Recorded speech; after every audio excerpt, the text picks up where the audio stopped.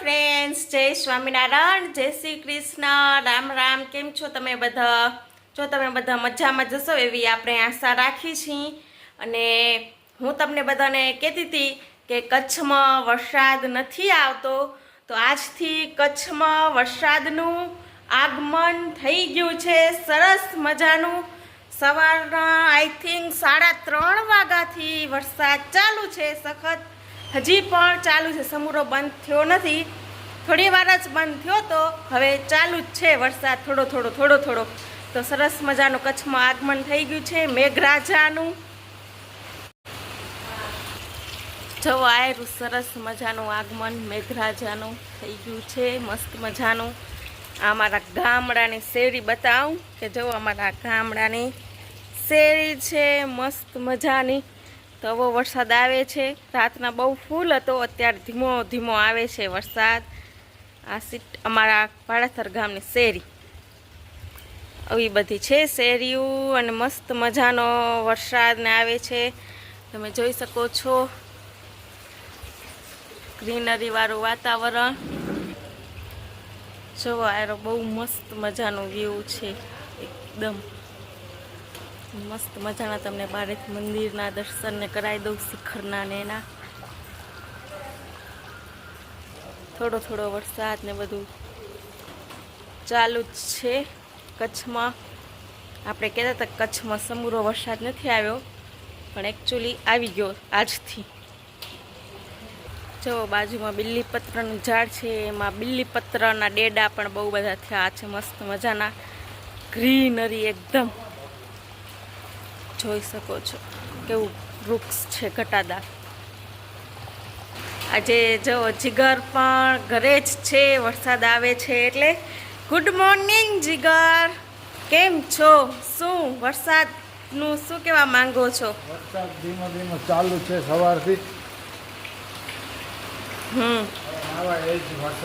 વરસાદમાં નાવા સરસ મજાનો કચ્છમાં વરસાદ આવી ગયો કા? વરસાદ કચ્છમાં એટલે એમ કે સારો છે, કદાચ વાવણી કે એવું થઈ જશે.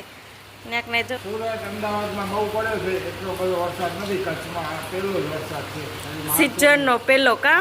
વાવણી પણ નથી થઈ, બધા ખેતરો બધા ખાલી છે. હવે કદાચ વાવણી કે એવું થશે કચ્છમાં. અત્યાર સુધી તો સમૂરી વાવણી ને એવું કાંઈ નહોતું થયું, તો કદાચ હવે બધા કરશે. અને ગુજરાતી લોકો હોય અને વરસાદ આવે ને ભજીયા ન બનાવે એવું કાંઈ બને ખરું? તો વરસાદ અમારો રાતથી ચાલુ છે, 3:30 વાગ્યાથી. તો આજે આપણે ઘરે ભજીયાનો પ્રોગ્રામ કર્યો છે. તો અમે કેવી રીતે ભજીયાને બનાવી છીએ તમને બતાડું. પહેલાં આપણે બનાવ્યા હતા મારા મમ્મીના ઘરે બનાવ્યા હતા, મારા મમ્મીના હાથના. એ કેવી રીતે બનાવે છે એ બતાવ્યું હતું.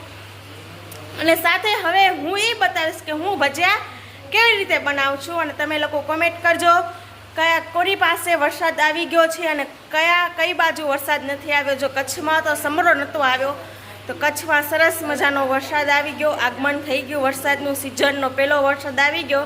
હવે કદાચ વાવણી કરશે કચ્છમાં ખેડૂતો સરસ મજાની. હું તો એમ કહું છું કે હજી આવે છે એનાથી ડબલ આવે તો ખેડૂતો માટે સારું જ છે. ઘણો બધો વરસાદ આવે તો સરસ મજાની પાકને થઈ જાય ખેડૂતનો, એટલા માટે. તો આપણે વળી થોડીક વાર રહીને મળીએ. આ હતી અમારી કચ્છની અપડેટ કે વરસાદ આવી ગયો એની. તો ફાઇનલી આપણે આવી ગયા છીએ રસોડામાં. જો અત્યારે ભજીયાનો પ્રોગ્રામ ચાલુ છે, તમને બતાવું. સરસ મજાનો વરસાદ ચાલુ છે બહાર, અને વરસાદની સાથે જ બધાને ભજીયા યાદ આવી ગયા છે અને ભજીયા બનાવવા માંડ્યા છે. તો ચાલો ભજીયા બન્યા છે એ તમને બતાવી દઉં, અને વ્લોગ જોતા રહેજો કન્ટિન્યુ. અને તમારે ત્યાં વરસાદ કેવો આવે છે એ કોમેન્ટ કરી દેજો. હા જો અહીંયા બટેકાના ભજીયા બને છે. અહીંયા ઉતરે છે ગાળો ભજીયાનો. આ કેવી કઢાઈ ચડાવી છે માથે? આ છે કેન્યાની સ્પેશિયલ કઢાઈ, કોડીની કઢાઈ. ચાલો બહાર કોડીની કઢાઈ. અને ગરમ પકડથી ને એનાથી ન જલાય, ફરી જાય ત્યારે નેકપિનથી કે એનાથી નીચે ઉતારાય. કોડીની કઢાઈથી શું થાય? જલ્દી તપી જાય એટલે. જો જાય છે લોટ વગરના ભજીયા. બહુ લોટ ઓછો છે આપણી કને. આપણે બહુ લોટવાળા નથી ખાતા એટલે મારુંના ભજીયા. હવે કેમ થાય મને નથી ખબર, ભલે હું તો આવી રીતે કર્યા. જેને આવડતો એ કોમેન્ટ કરજો ને રેસીપી દેજો મને. અહીંયા કને આપણે ઉતરી ગયા છે. અત્યારે આપણે આપણા નવા કિચનમાં આવી ગયા છીએ.